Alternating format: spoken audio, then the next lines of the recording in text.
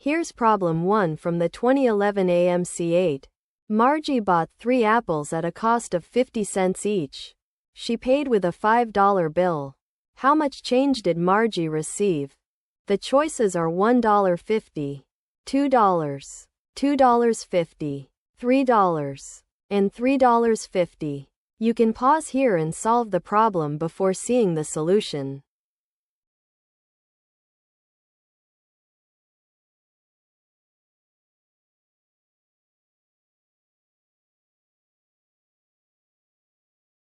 First, find the total cost of the apples. There are 3 apples, and each one costs 50 cents, which is half a dollar. So 3 times 50 cents equals $1.50. Margie paid with a $5 bill. To find her change, subtract the cost from what she paid. $5 minus $1.50 equals $3.50. So Margie received $3.50 in change. The answer is $3.50. Which is choice E?